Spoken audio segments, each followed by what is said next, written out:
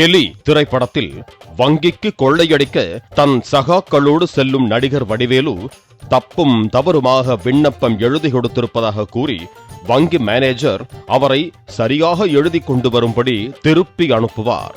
ஆனா பூரா தப்பா எழுதிருக்கீங்க.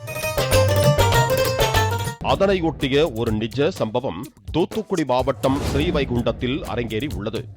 ஸ்ரீவைகுண்டம் தாவேக்க வேட்பாளராக கேரளாவில் லாட்டரி சீட்டு ஏஜென்சி நடத்தி வரும் நாகர்கோவிலை பூர்வீகமாக கொண்ட அன்னை சரவணன் என்பவர் களமிறக்கப்பட்டுள்ளார். அவர் வேட்புமனுவை தாக்கல் செய்ய தங்களது ஆதரவாளர்கள் 5 பேருடன் ஸ்ரீவைகுண்டம் வட்டாட்சியர் அலுவலகத்திற்கு வந்தார்.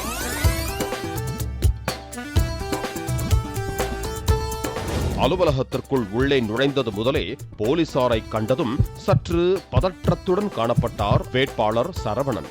அங்கிருந்து தேர்தல் நடத்தும் அலுவலரான செந்தில்வேல் முருகனிடம் வேட்புமனுவை கொடுப்பது போல போட்டோவுக்கு போஸெல்லாம் கொடுத்தார். வேட்புமனுவை வாங்கி பார்த்த தேர்தல் நடத்தும் அதிகாரி அதிர்ச்சி அடைந்தார். காரணம், அந்த மனுவில் எந்த ஒரு தகவலும் நிரப்பப்படாமல் எம்டியாகவே இருந்தது. வேட்பாளரின் கையெழுத்து கூட போடப்படவில்லை.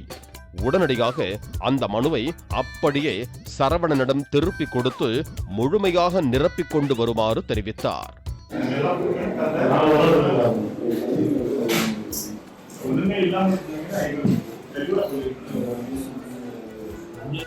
சார், டாக்குமெண்ட் ஏதாச்சும் இணைக்க வேண்டுமா என்றும் 3 நிமிஷ வேலை, கொஞ்சம் நிரப்பி கொடுங்க சார் என்றும் அவரது ஆதரவாளர் ஒரு அதிகாரியிடம் சிபாரிசு செய்தார்.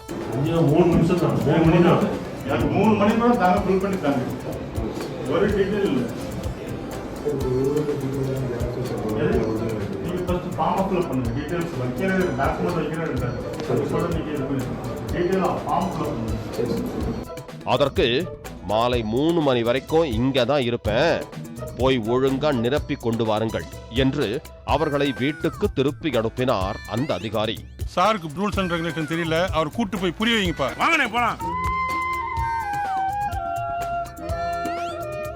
இதையடுத்து வந்த வேகத்திலேயே சுவற்றில் அடித்த பந்தாக திரும்பிச் செல்லும் நிலைக்கு தள்ளப்பட்டார் தாவேக வேட்பாளர் சரவணன்.